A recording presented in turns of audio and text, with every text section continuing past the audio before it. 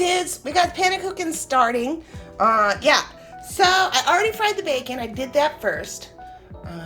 My son is home from college for his spring break.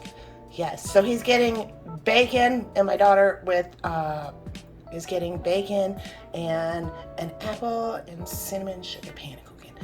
All right, so I had this apple. It does have a bruise on it, yeah, but yeah, the rest of the apple's totally good. So I used the good part, chopped up the apple, and next I'm gonna make the batter. All right, we'll be back. Panakuchen. Okay, here we are. We've got 6 eggs in a bowl. And you guys, I was thinking about this. Sometimes when people crack eggs, sometimes if they gotta crack a bunch, they'll put the shells back in here just to hold them, and then they'll throw the shells away when they're all done. And just to remind you, the reason you may not want to do that is because the egg may have salmonella. And if the egg has salmonella and you're putting it back in here, you're gonna get salmonella on the carton, and it might be active within your fridge or whatever. So once we cook the eggs, yeah, that's totally fine. So there's no problem with that. But if you have raw egg like flinging around from the shells in your egg container that you're still gonna put back into your fridge, that's why you don't want to put the shells back in here. So after you crack an egg, just like walk every shell to the garbage or put it in a bowl or something else, but not your egg container. All right, so we need a 1/2 cup of flour. So I'm getting the flour here. And you guys, if you have one of these are like the coolest containers. Look at this. Yep, I don't have a 1/2 cup thing. I only have a 1/4 cup, so I'm gonna do 2 of these.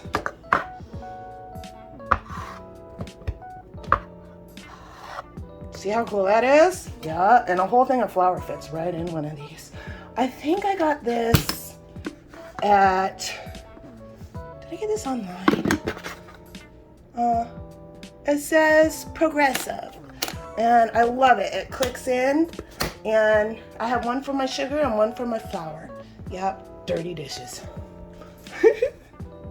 All right.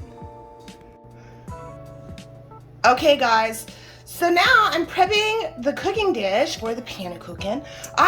You need to use a glass baking dish. I have this, it's just a regular square dish. And I have 2, this is how it works. You put the butter in, and the butter will melt and create just a layer of butter. And then when you pour the batter in, there'll be this like lubricant. Yeah, and the egg batter will kind of float on it, and that's what allows it to puff up. So that's what we're doing now. I'm gonna put this in the oven and let this melt down. All right, here I am back with the sugar, same kind of container, but now it's the sugar, and I need a teaspoon of sugar. So, whoops. See how easy that is? We might have a skier, someone who may do a ski jump. Or a snowboarder. I hear mogul. All right. So we're gonna add that.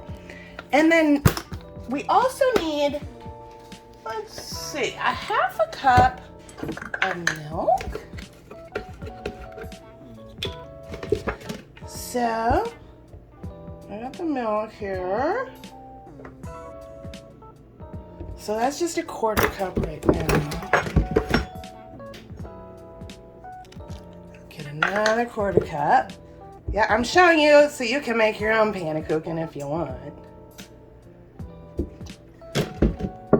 All right, so here we go. We got 1/2 cup of milk, and then we need about a 1/4 teaspoon of salt. So I'm just gonna pour that into my hand and add that in, and then we'll be set.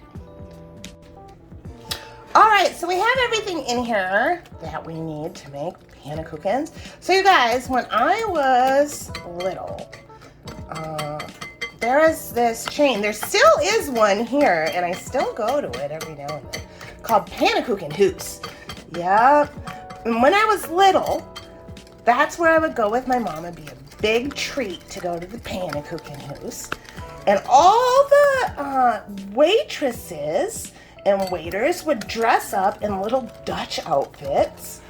And whenever they'd make these, when you'd order a pannenkoeken, so when these, you guys, when these cook, they puff up. And so you get like maybe 30 seconds to a minute before it like deflates. And so they would scream out, "Pannenkoeken!" And they'd run out to your table and plop your pannenkoeken down. Oh my God, I loved it as a kid. Yeah. So we got the batter here. We're just waiting for the butter to melt. We're gonna add some apples and cinnamon sugar and pop it in the oven. Okay, dudes, so here's the melted butter. Right now I have the oven set at 375. And pour this in. And yeah, there's bacon grease all over. See how it's just kind of floating on that? The lube. All right, now I'm gonna put chopped apples all up in here. And so it'll puff up as it cooks because it's basically eggs with flour and milk. Just a little bit of sugar. The sweetness of the apples makes it really good. I do serve this with maple syrup. It's delish. So a pannenkoeken, you guys, cost about 15 bucks, something like that. Look at how, I mean, now with the price of eggs, I have no idea what they cost. But I just want to show you how easy it is to make. And then I have some cinnamon sugar. I just have cinnamon sugar in a little baggie. That way I always kind of have to buy the spices in case my daughter wants to put some cinnamon sugar and stuff. So, and then I just sprinkle that on the top. Give it a good, it's definitely a treat.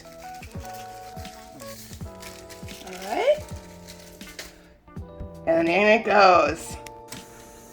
Okay guys, we're peeking and see how it's already starting to pick up?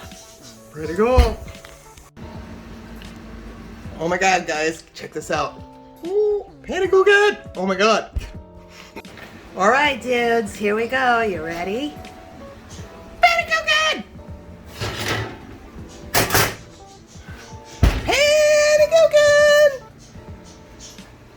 See it? It's like kind of a crust. It's almost like a popover. Very similar to a popover. There it is, dudes. Delicious pannenkoeken. Get a little of that on there. Breakfast is served. So here it is, guys. Pannenkoeken. Yep, you can get 4 good-sized servings. I'm going in. Oh my gosh, so good. You taste the apple and the cinnamon right away. Oh my god, it's so good. Yep, and then this is the best part. The crust is like kind of crunchy. It's buttery, it's savory, it's sweet, all together. Super delish. Yep. So I gave my son half of it. My daughter and I split the other half. But if you like this recipe, so that's 6 eggs, an apple, some flour, a little bit of sugar and salt can feed 4 people. And it's super good. All right, there you go. Pannenkoeken! I'm about to stuff my face.